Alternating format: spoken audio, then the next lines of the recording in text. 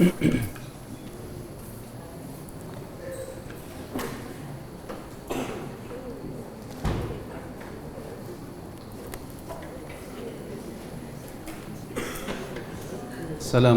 warahmatullahi wabarakatuh.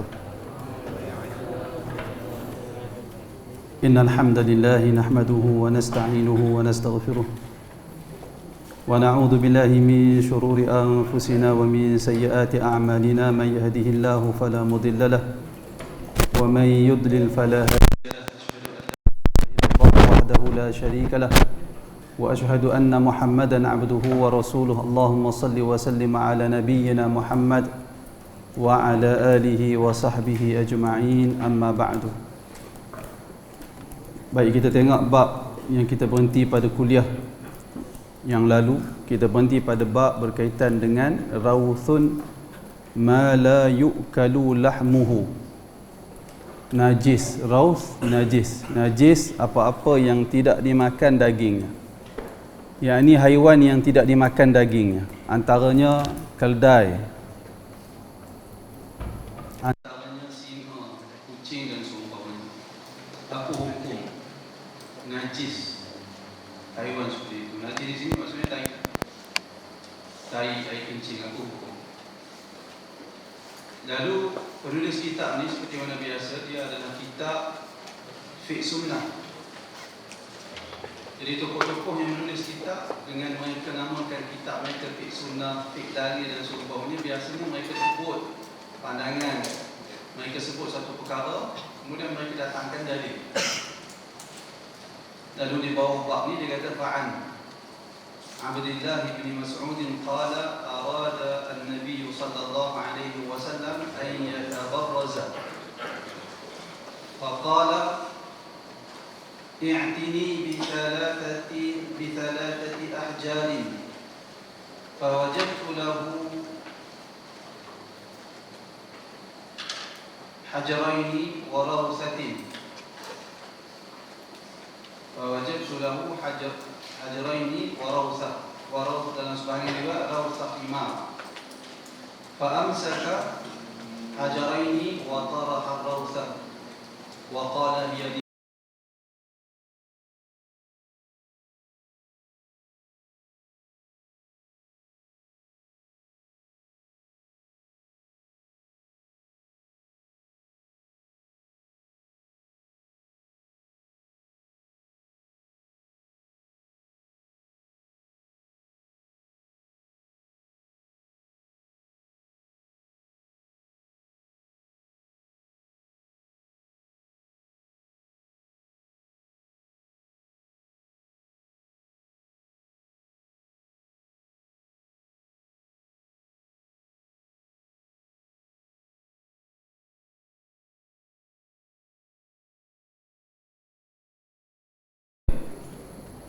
dan memiliki dua kaki yang kecil.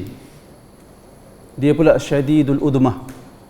Syadid bersangatan, udmah iaitulah gelap, kulit gelap, orang hitam lah maknanya. Syadidul udmah, kulit gelap yang bersangatan gelap. Dan dia merupakan seorang sahabat yang boleh dikatakan antara sahabat yang terawal memperdengarkan ayat Al-Quran kepada orang musyrikin Mekah. Ketika para sahabat semua mereka masih dalam keadaan berdakwah secara sembunyi-sembunyi, lalu sesama para sahabat mereka berbincang, kenapa orang Arab Mekah ini, orang Quraisy ini, kenapa mereka tidak boleh menerima dakwah Rasulullah? Kenapa mereka tidak boleh menerima Al-Quran yang diturunkan oleh Allah kepada Nabi Muhammad, sedangkan kesemua mereka menyaksikan kebenaran dakwah Nabi? Jelasnya penerangan Al-Quran, mereka tahu Al-Quran dari Allah Subhanahu Wa Taala. Tapi kenapa mereka tak beriman?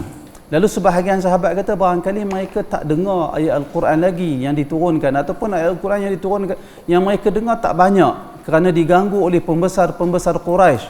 Ada sahaja Nabi nak baca wahyu yang diturunkan oleh Allah, lalu orang Quraisy dia ganggu. Mereka beri ancaman, mereka kata Muhammad ni ahli sihir, jangan hampa pandai-pandai berani-berani nak dengar wahyu yang dikatakan wahyu yang diturunkan kepada Muhammad, jangan dengar dari Muhammad ini. Dia ahli sihir, bahaya, dia ada ilmu dahsyat macam-macam, orang kata kepada orang ramai. Lalu barangkali disebabkan halangan-halangan itu menyebabkan ramai di kalangan orang Quraisy, barangkali mereka nak terima dakwah kalau mereka mendengar ayat Al-Quran. Tapi mereka tak ada peluang untuk mendengar. Lalu bagaimana cara untuk kita sampaikan, kita baca ayat Al-Quran ini supaya ayat Quran ini sampai kepada pengetahuan kebanyakan orang Quraisy. Mereka duk bincang, akhirnya Abdullah ibn Mas'ud ni. Abdullah ibn Mas'ud ni, dia kata tak apa, aku akan bacakan ayat Al-Quran kepada orang Quraisy. Menyebabkan sahabat-sahabat lain kata, mereka semua bimbang. Mereka kata, wahai Abdullah, kami tidak maksudkan kamu. Kerana Abdullah ibn Mas'ud ni orang dia kecil.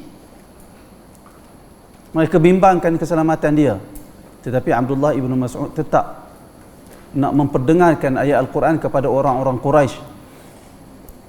Lalu keluarlah dia ke Kaabah. Ibn Mulaqin, kalau tak silap Ustaz, Ibn Mulaqin di dalam Al-I'lam bi Fawaidi Umdatil Ahkam, dia sebut Ibn Mas'ud ni tinggi dia pada kadar orang dewasa duduk.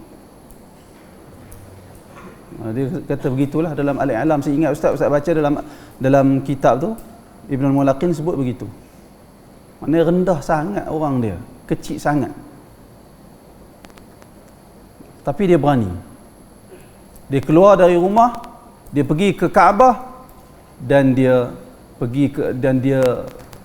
perdengarkan bacaan surah Ar-Rahman. Ar-Rahman 'allama al-Quran, khalaqal insan, 'allamahul bayan.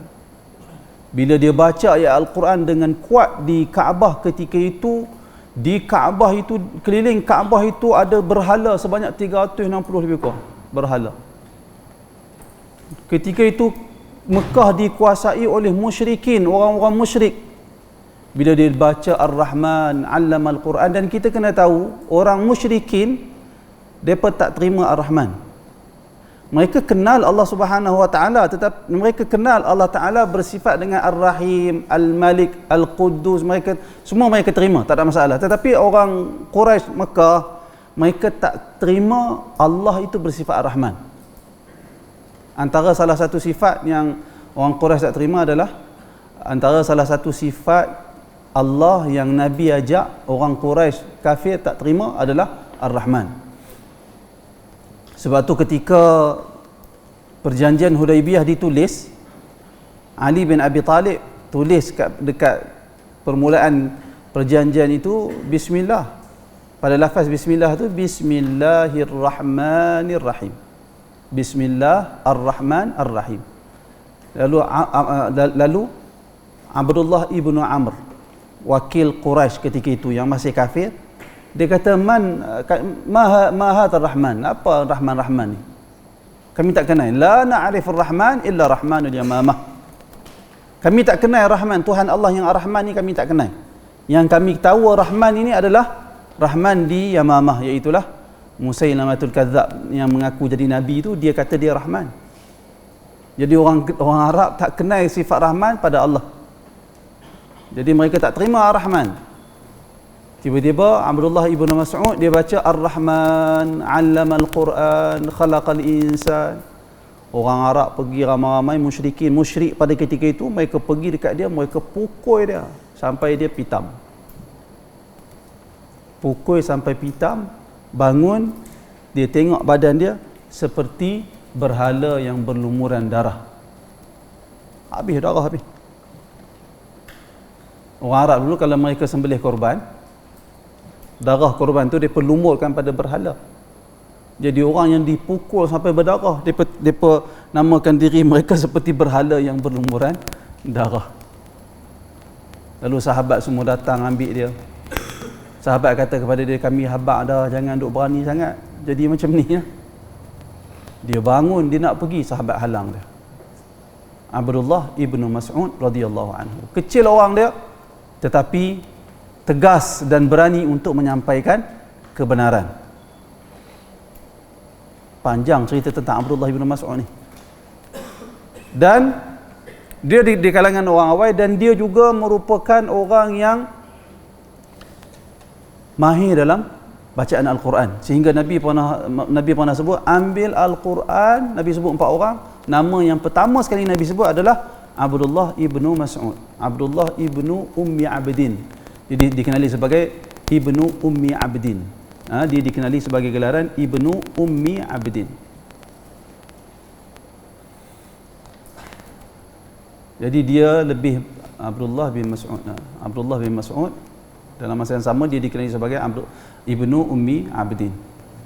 Nabi suruh ambil Al-Quran dari bacaan dia ni, daripada Abdullah bin Mas'ud.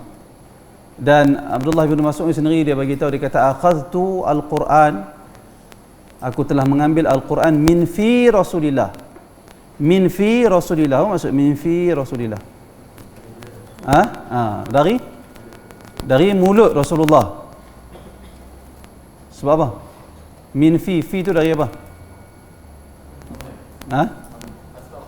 Asmaul Khamsah. Fi Asmaul Khamsah. Abuka wa akhuka wa hamuka wa fuka Zumali kan. Fuka tu, fu tu dhammah dengan fu, fathah dengan alif, majrur dengan ya, marfu' dengan dhammah, mansub dengan alif, majrur dengan ya. Jadi min fi Rasulillah. Aku ambil Al-Quran, kata Abdullah ibnu Mas'ud, lebih dari 70 surah dari mulut Rasulullah sallallahu alaihi wasallam. Maksudnya dia dengar sendiri bacaan Al-Quran bagaimana sebutannya. Lebih dari 70 buah surah. Dalam Al-Quran ada 114 surah, dia ambil lebih 70 surah dari mulut Rasulullah sallallahu alaihi wasallam. Maksudnya dia dengar dari mulut bacaan Rasulullah sendiri. Kita semua baca Quran dengar mulut siapa? Mulut guru kita. Guru kita dengar dekat siapa? Guru dia. Dari guru-guru kita dengar ambil bacaan Al-Quran dari siapa? Dari guru dia, dari guru.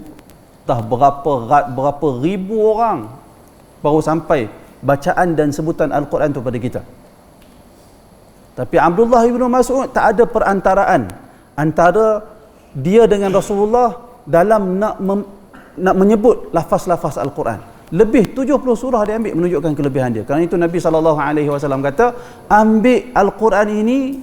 Yang pertama sekali nama sahabat yang Nabi sebut adalah Abdullah ibnu Mas'ud. Abdullah ibnu Mas'ud radhiyallahu anhu. Dan dia ni, Abdullah ibnu Mas'ud, satu hari dia naik, dia panjat pokok atas permintaan Nabi Muhammad.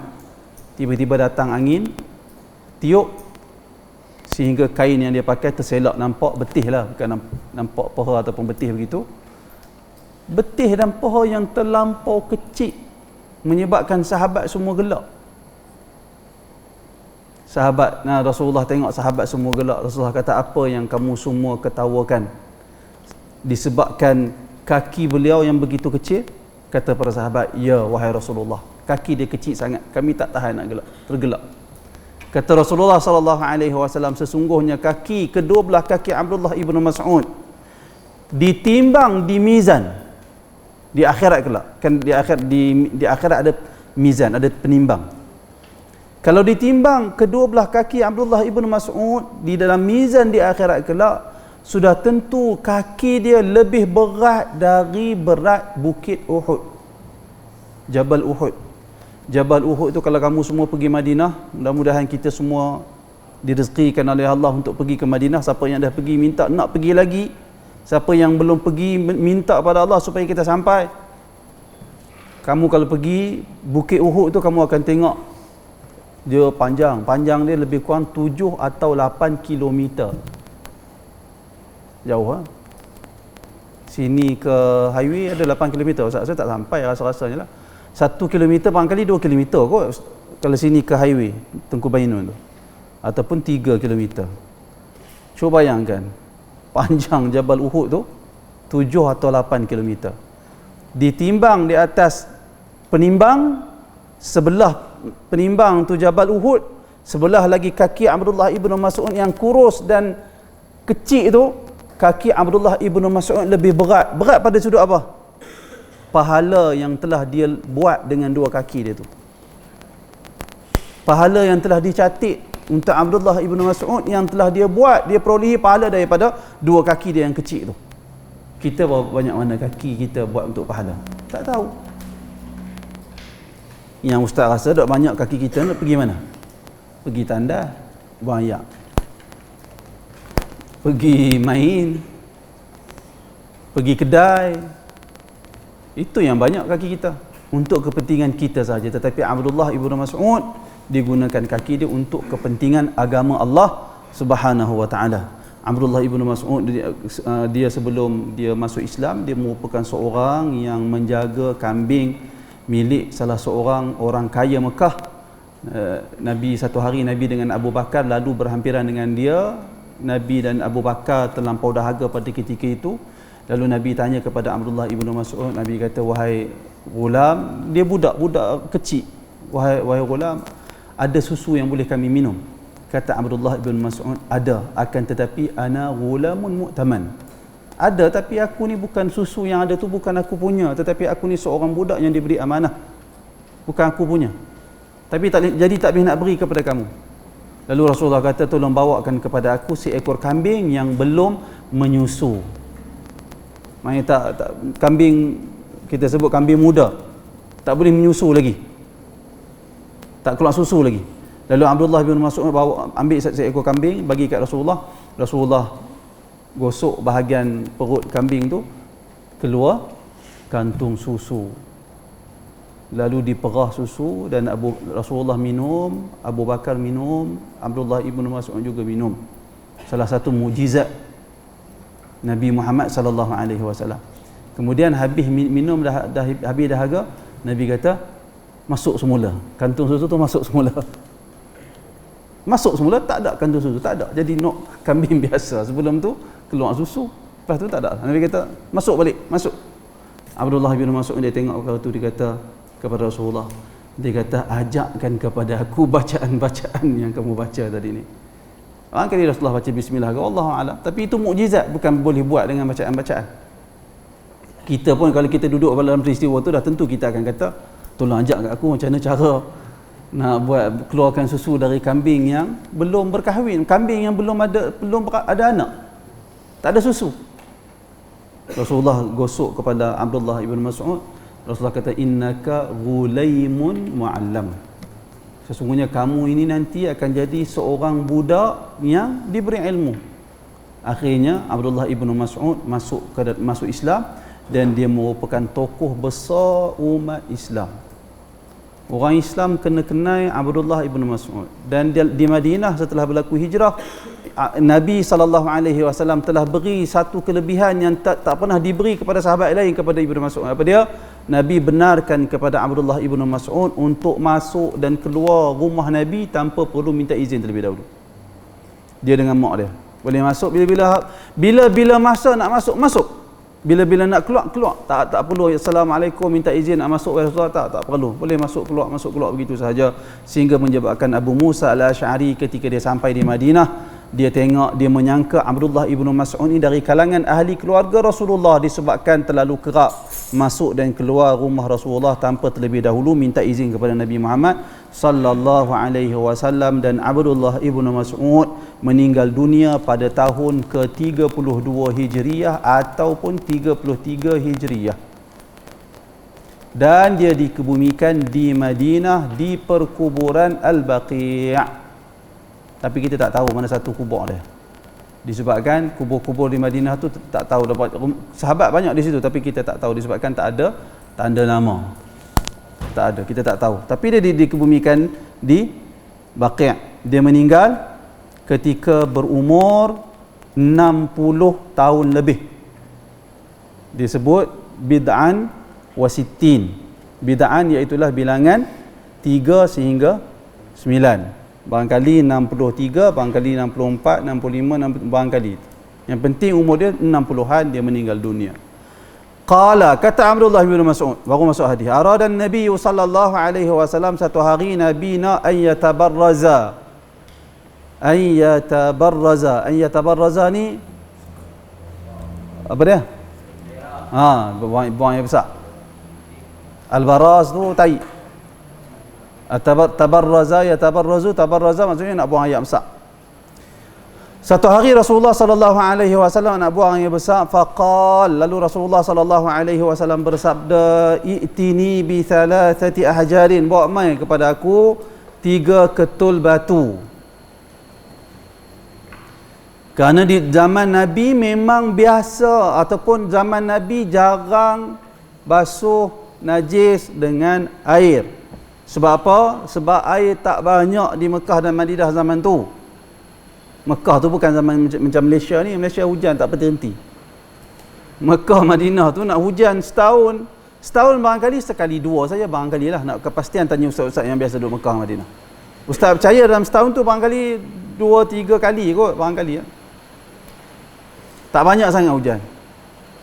Kita setahun tak boleh nak kira, berkali-kali hujan banyak. Jadi memang hujan tak banyak, air pun tak banyak. Lalu Nabi SAW, demikian juga para sahabat, biasanya beristijmar ketika apabila buang air besar ataupun buang air kecil. Istijmar ni cuci ataupun hilangkan najis pada tempat, pada anggota keluar najis itu dengan menggunakan batu. Kalau bahasa kita dia kata calik lah kan, calik. Dia boleh hilangkan najis, dia boleh hilangkan najis tak? Dia boleh hilangkan najis, tetapi dia tidak boleh menghilangkan athar, kesan najis. Yang batu macam mana nak hilang, tak boleh. Kesan najis yang ada pada bahagian buang air diberi kemaafan di dalam agama. Syarak beri kemaafan. Kerana itu ada hadis yang menceritakan Nabi SAW sebut siapa yang bangun daripada tidur, Nabi kata jangan dia terus selamkan tangan dia ke dalam bekas air. Jangan. Sebaliknya hendaklah dia membasuh terlebih dahulu tangan dia di luar bekas. Jiruh air basuh di luar. Kenapa? Fa innahu la yadri aina batat yaduh. Kerana dia tak tahu di mana duduk tangan dia malam tadi. Apa maksud dia? Kerana Nabi bimbang. Biasanya orang Arab bila buang air dia cuci dengan batu saja. Jadi kesan najis masih ada pada bahagian dubur, pada bahagian kubul. Dubur lah biasa, kubul dan dubur.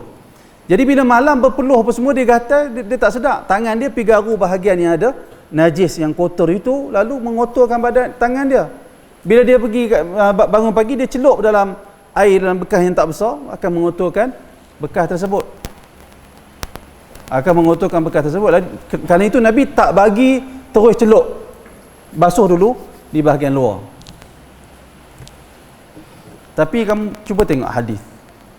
Bangun pagi Nabi tak bagi celup ke dalam tangan, kerana bimbang pada tangan ada najis yang akan mengotorkan air tersebut. Celup tak boleh. Tapi dalam hadis yang lain, ada seorang Arab Badui masuk masjid. Arab Badui tu buat apa? Dia kencing di salah satu sudut masjid. Orang sahabat lain semua nak pergi nak halang dia. Nabi kata biar dia pergi. Biar dia kencing bagi perhabis. Lepas tu Nabi suruh buat apa? Nabi suruh jirus air ke atas najis tersebut. Jadi hadis Arab Badui kencing tu menunjukkan seolah-olah air ini ada kekuatan untuk menolak kotoran. Dia nama quwwatu ad-dafa'. Quwwatu ad-daf'i. Bukan. Quwwatu ar-raf'i. Dia ada quwwatu ad-daf'i. Kekuatan untuk menolak najis dengan cara dijirus. Tapi hadis yang hadis yang bangun tidur tadi, celup tak boleh. Itu yang nanti kalau siapa-siapa minat fiqh, dia akan tengok ulama mazhab Syafi'i ni, dia kata ayak tu kalau jirus tak apa, dia boleh menghilangkan najis. Tapi kalau kotoran tu najis tu masuk ke dalam air tu tidak ada kekuatan untuk menolak najis tu. Disebabkan Nabi tak bagi celup, kerana celup tangan yang masuk ke dalam air. Air tak ada kekuatan untuk menolak najis. Tapi dia ada kekuatan, kalau dia jirus dia ada kekuatan untuk menghilangkan kotoran. Itu nanti kita akan tengok para fuqaha ni kadang-kadang dia sebut satu perkara yang kita tak faham-faham. Apa maksud? Apa beza kalau najis itu, kalau air itu dia dijurus ke bawah dengan dia menerima kotoran, dia jadi najis. Tapi kalau dia jirus tak jadi kotor, maknanya dia ada kekuatan untuk menghilangkan najis itu. Tapi yang pentingnya Hadis ni bagi tahu Nabi SAW satu hari Nabi buang air, lalu Rasulullah minta kepada Abdullah ibn Mas'ud. Abdullah ibn Mas'ud terkenal juga sebagai orang yang sentiasa pegang, terkenal sebagai sahibun na'lain, orang yang sentiasa memegang selipar Rasulullah, orang yang sentiasa membawa untuk baginda tongkat, dan orang yang sentiasa menghulurkan selipar kepada Rasulullah. Bila Rasulullah masuk ke dalam rumah, biasanya bila Rasulullah nak keluar, Ibnu Mas'ud ni antara orang yang selalu hulurkan selipar kepada Rasulullah. Bila Rasulullah berjalan, dia akan jalan di depan Rasulullah pegang tongkat, dia akan buang apa-apa yang mengganggu di jalan untuk memudahkan perjalanan Rasulullah sallallahu alaihi wasallam. Demikian juga Ibnu Mas'ud antara orang yang selalu jaga Rasulullah nak buang air, dia yang ambil cari batu, kalau ada air dia akan sediakan air untuk Rasulullah. Itulah Abdullah Ibnu Mas'ud radhiyallahu anhu, telah melakukan khidmat yang cukup besar untuk baginda Nabi Muhammad sallallahu alaihi wasallam. Lalu bila Nabi kata kepada Abdullah Ibnu Mas'ud, carikan ataupun dapatkan, bawakan kepada aku 3 ketul batu. Kata Abdullah Ibnu Mas'ud, fawajadtu lahu hajarain warawthah. Aku cari-cari tak jumpa batu, melainkan aku jumpa hanya 2 ketul batu sahaja. Warawthah, dan rawthah. Apa dia rawthah? Najis kering. Najis kering.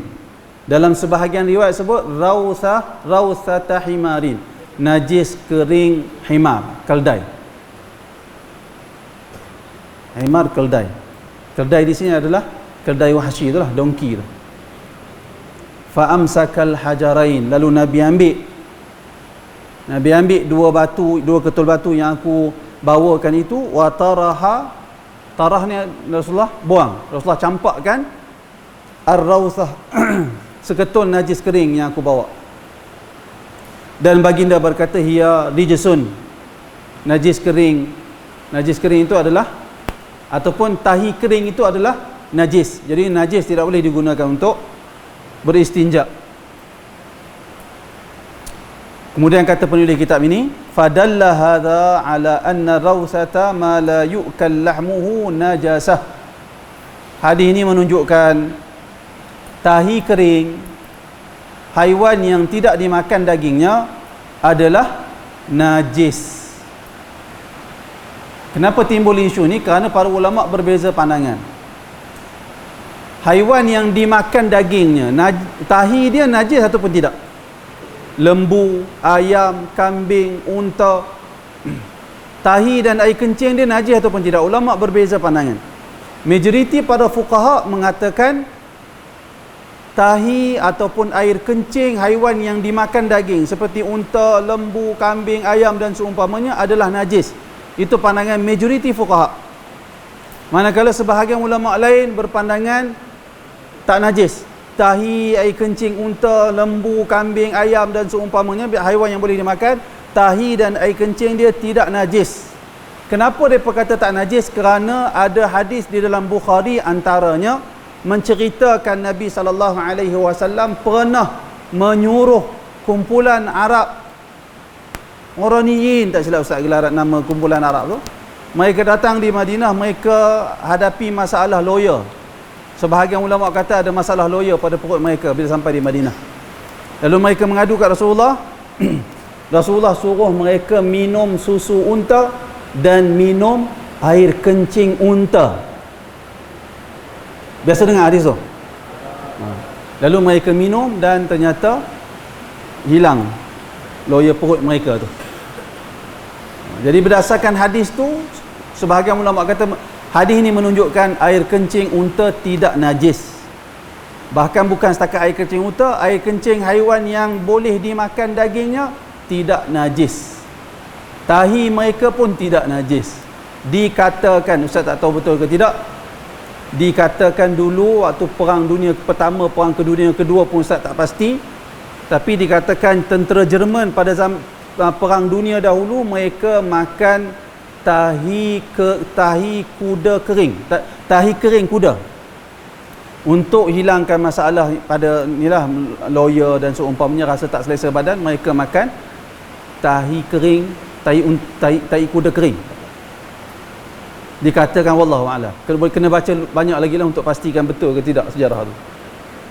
Tapi dikatakan begitu. Itu pandangan sebahagian ulama. Tapi apa kata ulama yang kata tahi dan kecing unta, lembu najis? Apa hujah mereka? Mereka perlu jawab hadis Bukhari tu. Mereka kata apa?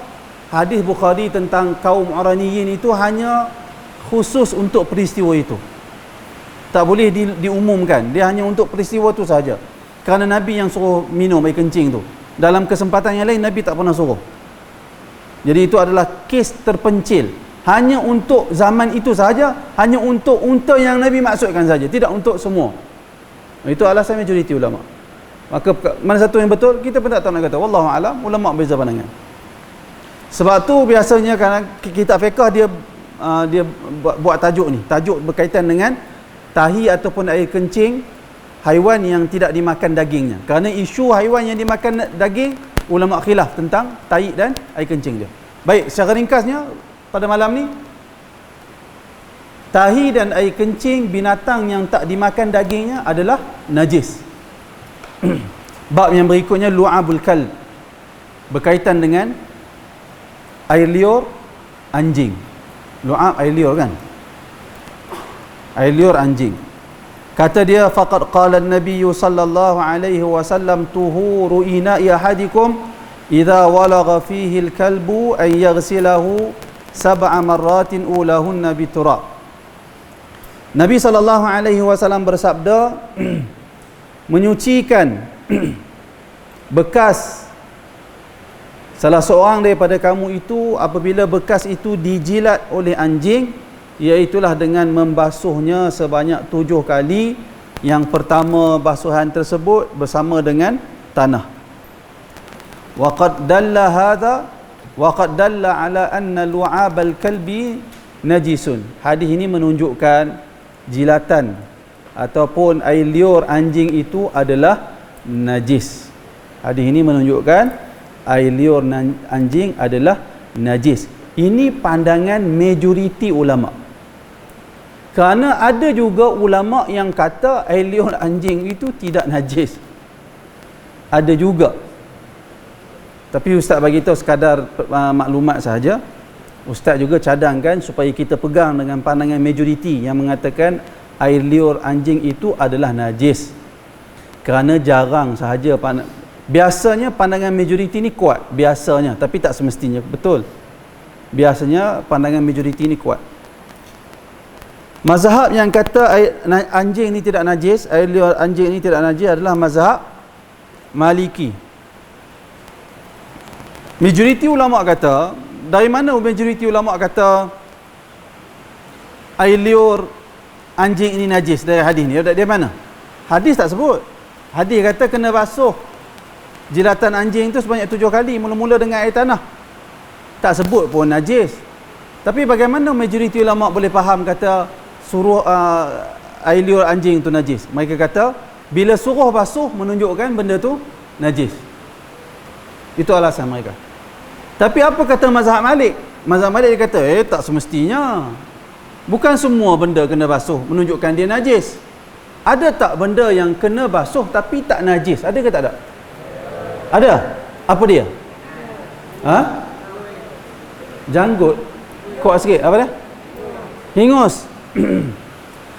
Ada hadis sebut Nabi suruh cuci hingus, ada? Ada tak? Benda yang Nabi suruh basuh. Ada, apa dia? Ha? Kuat sikit, kuat sikit. Kahak, tak? Hadis yang saya ustaz maksudkan iaitulah as-siwak matharatun lifam.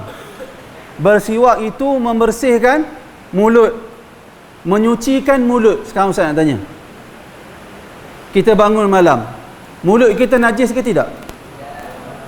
Bangun malam, mulut kita najis ke tidak? Tak najis. Tapi kita disunatkan basuh tak? Disuruh basuh tak? Disuruh basuh. Adakah basuh mulut menunjukkan mulut najis? Tak. Tak semestinya.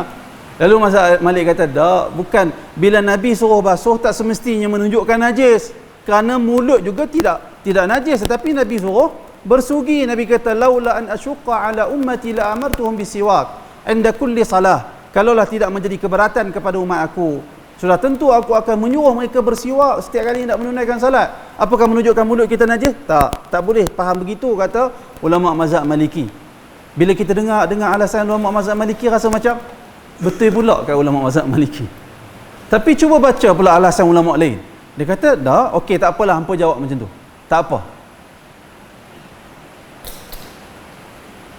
Tapi masalahnya, dia dua kemungkinan saja basuh ni, kata ulama mazhab majoriti. Sama ada pertama dia najis ataupun dia hadas. Hadas dah tentu tak boleh kita kata ada dekat bekas yang dijilat anjing, dah tentu tak ada hadas. Jadi majoriti kata tetap juga kena basuh. Tetap juga hadis itu menunjukkan jilatan anjing itu adalah najis. Ustaz pun tak berapa nak ingat apa alasan mereka, tapi mereka ada alasan. Kalau kita baca alasan mereka, kita rasa macam dua-dua ulama ni, mereka ulama Islam ni orang yang cerdik. Ulama Islam ni orang yang cerdik. Ustaz dengar ceramah daripada Dr. Said Kamali ketika dia datang di Perlis. Dia kata kalau para fuqaha, para ulama umat Islam hidup pada zaman sekarang ni, mereka lah orang yang akan memenuhkan universiti-universiti yang hebat-hebat dalam dunia ni. Kerana mereka terlampau bijak, terlampau jenius para ulama. Al-Imam Nawawi, muqaddimah kepada kitab Majmu', muqaddimah hampir-hampir 100 halaman. 100 halaman bukan tulisan macam ni, jarang-jarang ni.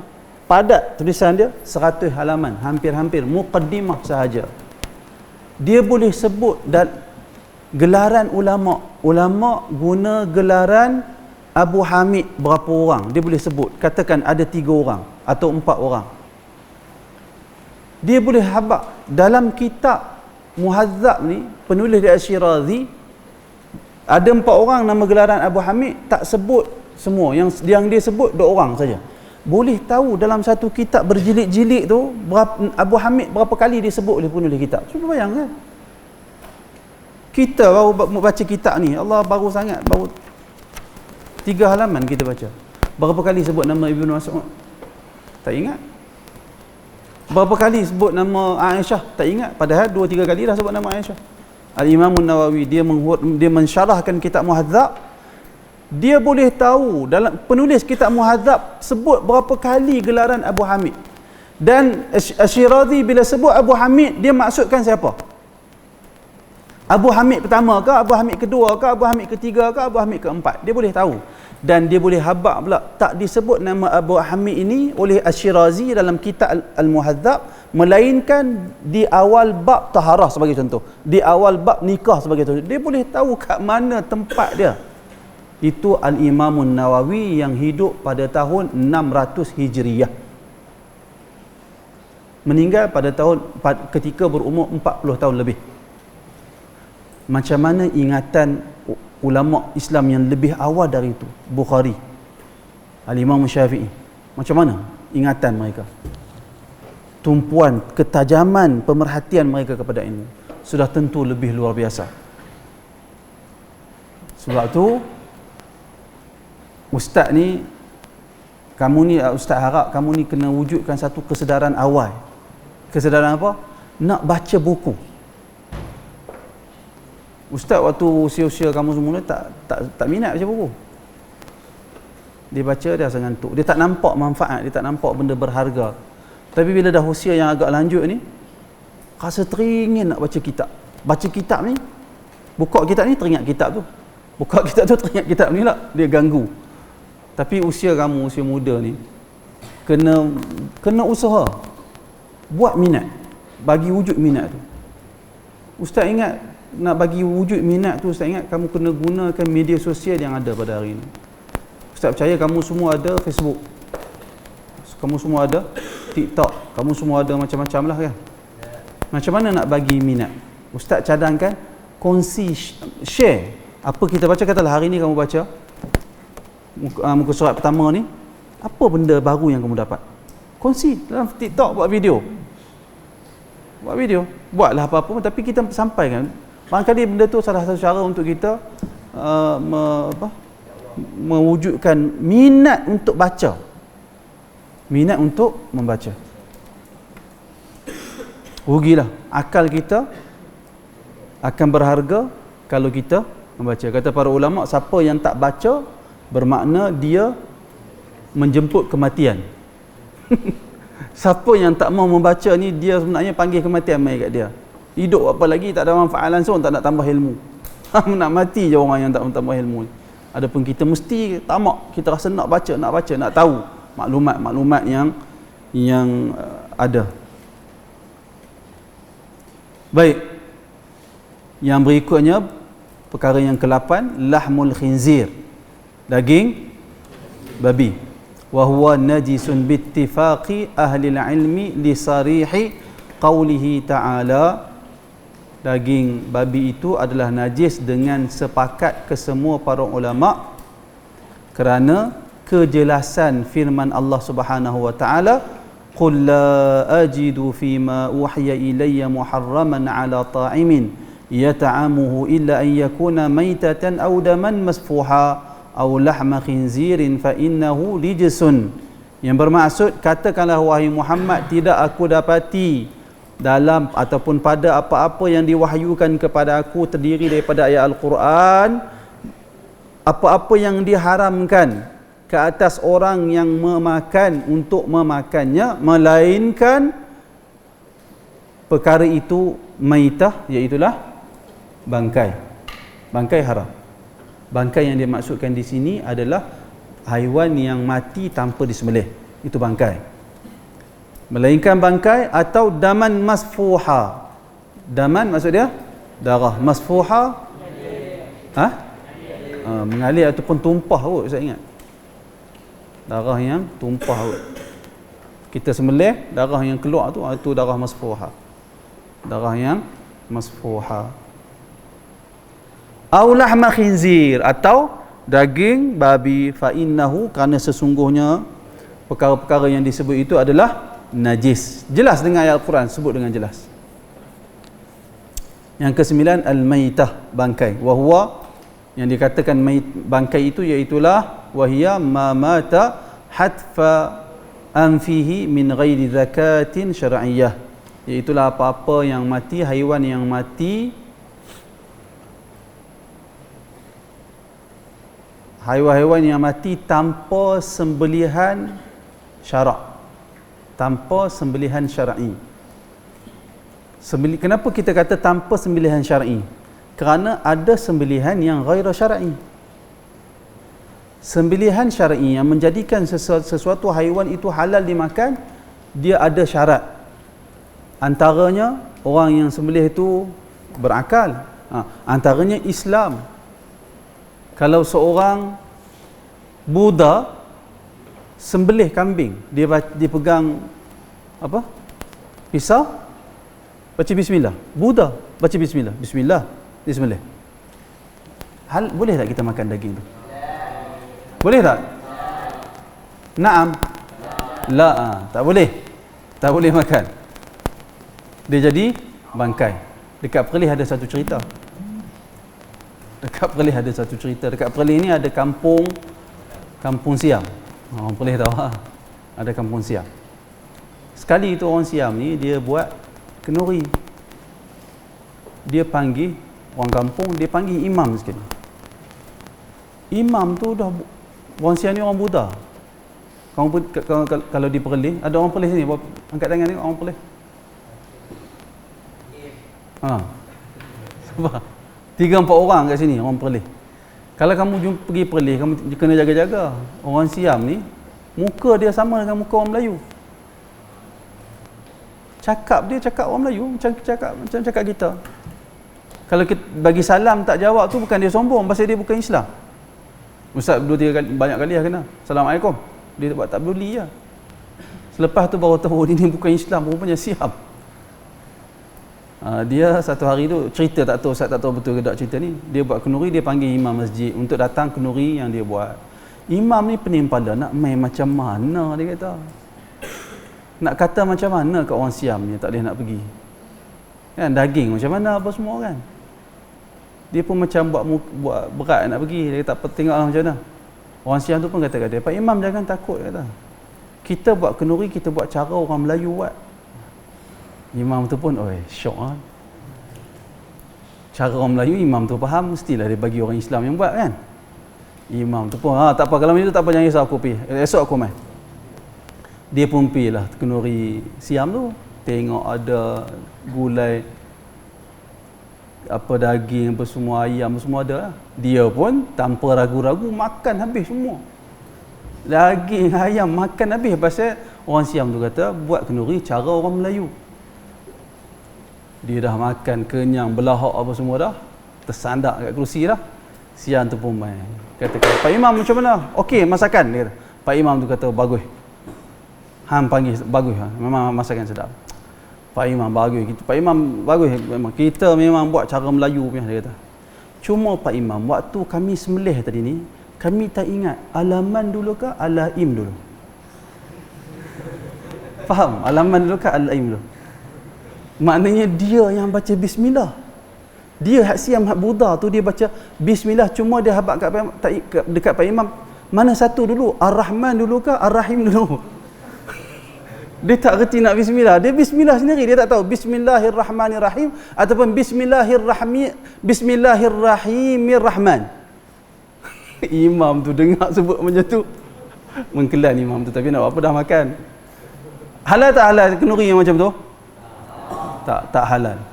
Tetap haram, kerana syarat menjadikan sembelihan itu halal, yang menyembelihnya mestilah Muslim, dan mesti juga dia berakal, sekurang-kurangnya mumayyiz. Sekurang-kurangnya mumayyiz. Kalau orang Islam tapi gila, dia sembelih waktu dia gila, boleh makan? Tak boleh, pasal dia tak berakal pada waktu tu, dia tidak ada niat. Niat dia tidak diambil kira bagi seorang gila. Baik.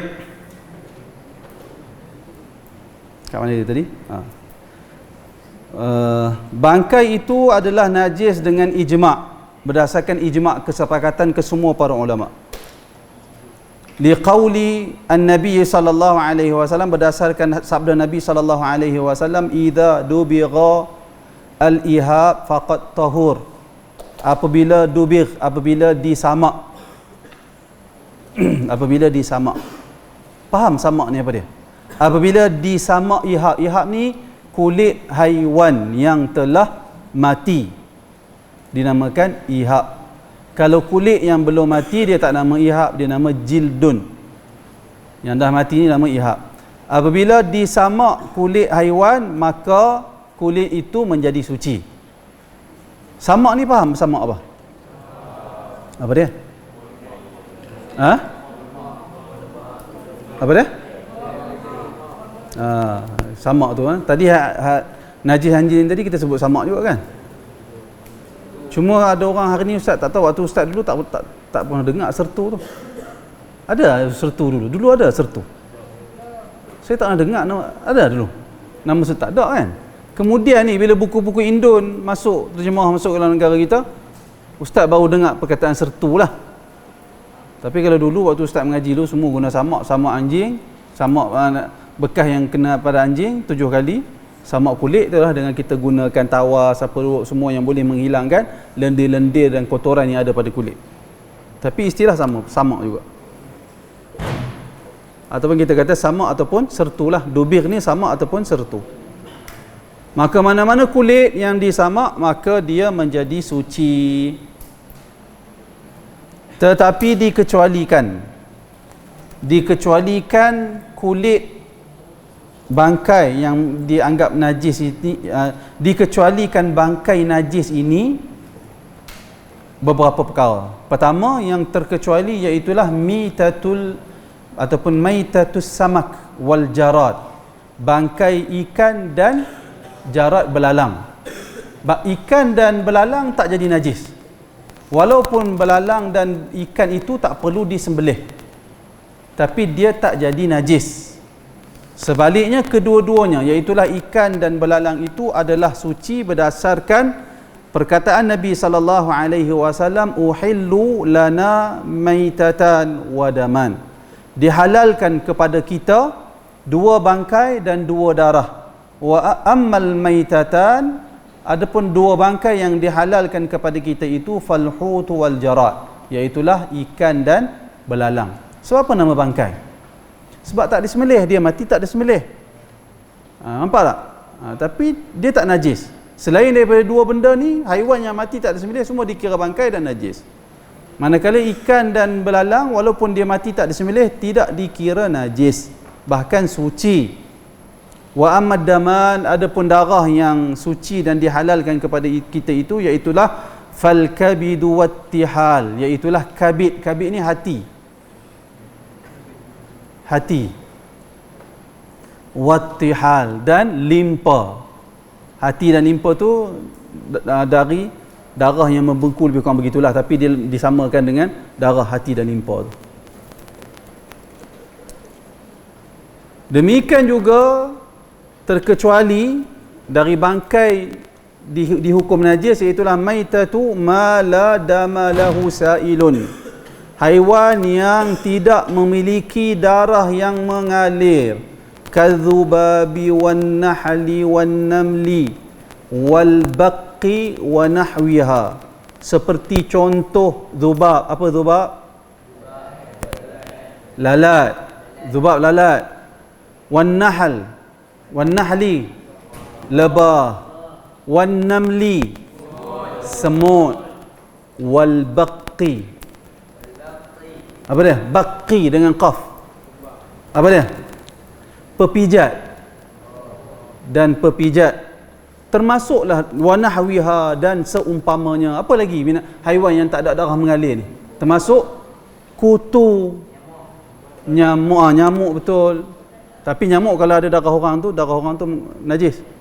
Tapi nyamuk tu sendiri dia tak ada darah. Apa lagi? Belalang memang dah memang halal dah, selain pada belalang dan ikan. Apa dia? Dia ada haiwan yang ulama semua sepakat dia tak ada darah mengalir. Ada haiwan yang semua ulama sepakat dia darah mengalir. Ada haiwan yang ulama tak sepakat dia ada darah ke tak ada. Antara dia cicak. Cicak ada darah tak? Kalau kita pukul dekat bahagian badan tu tak ada. Tapi kalau kita pukul bahagian dekat kepala tu dia ada darah, dia ada merah darah. Menjawabkan para ulama berbeza pandangan. Akan tetapi wallahu taala alam, sebahagian ulama antaranya Ibnu Qudamah, bahkan ustaz ingatlah mazhab Syafi'i juga berpandangan wazarah. Cicak tu wazarah. Tak termasuk dalam kumpulan haiwan yang tiada darah mengalir. Mazhab Syafi'i pun kata begitu. Demikian juga Ibnu Qudamah dari mazhab Hanbali. Mereka kata cicak bukan dari kalangan haiwan yang mengalir darah dia, bukan darah mengalir. Liqaulin Nabi sallallahu alaihi wasallam, berdasarkan hadis Nabi sallallahu alaihi wasallam. Maksudnya hadis ini menunjukkan haiwan yang tidak ada darah mengalir tidak najis. Apa hadis dia? Iaitulah Nabi bersabda, idza waqa'adz dzubabu fi ina'i ahadikum falyaghmishu kullahu aw liyatrahu fa inna fi ahadi janahaihi da'un wa fil akhar shifaa'un. Yang bermaksud lebih kurang apabila zubab, lalat jatuh ke dalam bekas inak ni, biasanya bekas minuman lah, bekas air lah. Apabila zubab apa tadi? Lalat jatuh ke dalam bekas air kamu, falyaghmishu kullahu. Apa? Celup dia. Celup semua, bukan celup sikit-sikit, celup bagi tenggelam semua. Kemudian buang. Jangan celup pergi makan, kerana termasuk benda-benda yang keji kan, tapi dia tak najis. Kemudian buang. Kenapa Nabi suruh dia celup? Kita celup kerana kata Nabi fa inna fi ahadi janahaihi, kerana dalam salah satu sayap dia ada racun, ada racun, dan sebelah sayap lagi ada syifa, ada penawar. Jadi bila racun dan penawar masukkan kedua-dua, dia neutralkan semula. Penawar tu akan menghapuskan racun tu. Itu tujuan. Jadi bila Nabi suruh kita apa tadi, celup kan, kita celupkan lalat tu menunjukkan lalat itu tidak najis. Kalau najis takkan Nabi suruh celup. Jadi lalat ni jenis haiwan yang tidak ada darah yang mengalir, maka kesemua haiwan yang tidak memiliki ataupun serangga yang tidak memiliki darah yang mengalir tidak dikira najis. Jadi kalau orang tanya kepada kita semua, orang buat kenduri, tiba-tiba seekor cicak pergi terjun masuk dalam tu, boleh tak kita makan gulai kenduri tu? Boleh. Tapi buang cicak tu dulu. Jangan duduk tengah makan cicak tu melekat kat mulut. Buang dulu cicak tu. Boleh makan tak gulai tu? Boleh, alhamdulillah. Kenapa? Orang tanya, ustaz, tak apa kan makan? Tak apa, kerana cicak dari kumpulan serangga yang tiada darah mengalir, maka tidak dihukum najis bangkainya. Yang ketiga, berkaitan dengan bangkai, azmul maitah, tulang, maksudnya tulang bangkai, wa qarnuha, tanduk dia, kuku dia dan bulu dia, wa raishuha. Raish ni ustaz ingat bulu pelepah tu, macam bulu burung. Semua benda ni, tulang, tanduk, kuku, bulu dan bulu pelepah haiwan, semuanya adalah suci alal asli. Wa qad 'allaqa al-Bukhari fi sahihih. Penulis kitab ni dia pegang pandangan tu. Penulis kitab ni dia kata tulang bangkai, tulang, tanduk, kuku, bulu dan bulu pelepah bangkai tidak najis, bahkan suci. Kemudian dia kata Imam Bukhari telah memberikan komentar di dalam kitab sahih dia, ataupun bukan komentar ni, Al-Laqani meriwayatkan sesuatu perkataan secara ta'liq tanpa didatangkan sanad dalam sahih Bukhari. Apa dia? Qala Az-Zuhri, berkata Az-Zuhri. Imam Bukhari buat main perkataan Az-Zuhri tanpa ada sanad, secara mu'allaq. Kata Az-Zuhri berkaitan tulang bangkai seperti tulang fil, gajah dan selainnya. Kata Az-Zuhri, adraktu nasan min salafil ulama yamtashituna biha wa yudhinuna fiha la yarawna bihi ba'san. Kata Az-Zuhri, aku berjumpa dengan ramai dari kalangan ulama salaf, mereka menyikat rambut dan meminyakkan rambut dengan menggunakan tulang gajah yang barangkali dibuat sikat ke, alat-alat yang boleh digunakan untuk merapikan rambut lah zaman dulu. La yarawna bihi ba'san, dan kesemua para ulama salaf yang aku jumpa itu, mereka melihat tak ada masalah menggunakan tulang haiwan, tulang bangkai, tulang gajah dan seumpamanya, tak ada masalah. Demikian juga perkataan Hammad yang berkata tidak mengapa dengan bulu pelepah bangkai. Burung yang mati ambil bulu dia tu boleh digunakan, tidak dikira najis. Ini pandangan sebahagian ulama, bukan ijma'. Penulis kitab ni dia ambil pandangan tu. Syafi'i dia kata najis, tulang tu najis, semua tu najis. Kerana bila daging najis, maka tulang juga najis, bulu juga najis. Dia ambil hukum daging di sisi ulama fuqaha. Sebahagian yang lain mereka kata tak najis, kerana mereka berpandangan tulang, bulu ni hidup dia tak sama dengan hidup daging. Daging ni dia ada deria, kita pegang panas sejuk yang kita boleh rasa kan, kulit kita ni boleh rasa. Rambut boleh rasa, rambut panjang kena besi panas, rambut tak boleh, tak ada deria rasa. Kata para ulama, antaranya Syekhul Islam Ibn Taymiyah pegang macam ni lah. Ibn Taymiyah dia kata kehidupan rambut ini tak sama dengan kehidupan daging dan kulit. Rambut ni dia hidup seperti tumbuh-tumbuhan, dia membesar dengan makanan yang kita ambil, dia subur, tetapi dia tidak ada deria rasa dan dia tidak boleh dikawal. Kita tak boleh kawal rambut kita. Duduk seorang-seorang, nak bagi rambut tu pergi ke sebelah kiri, boleh? Tak boleh. Orang yang rambut lurus nak bagi rambut kerintin, boleh? Orang yang rambut kerintin nak bagi rambut dia lurus, boleh?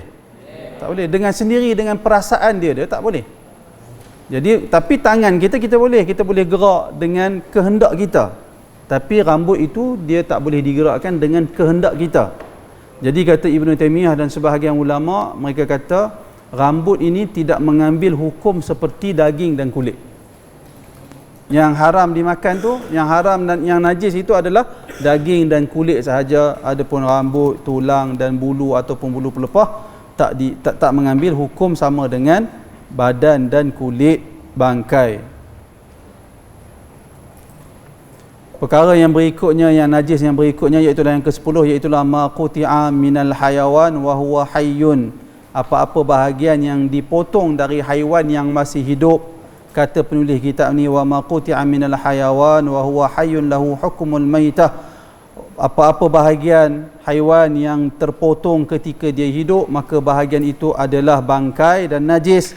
Perkara ini berdasarkan hadis Nabi sallallahu alaihi wasallam, ma quti'a minal bahimati wa hiya hayyah fa huwa maitah. Apa-apa yang dipotong dari haiwan ternak ketika dia masih hidup, maka bahagian yang terpotong itu adalah bangkai, dan bangkai hukumnya najis. Masuk isyak dah? Masuk dah? Oh, tak dengar azan. Yang ke-11, su'rus siba', wallahu alam. Kita tangguh sehingga kuliah akan datang. Ada soalan? Ya. Assalamualaikum warahmatullahi wabarakatuh.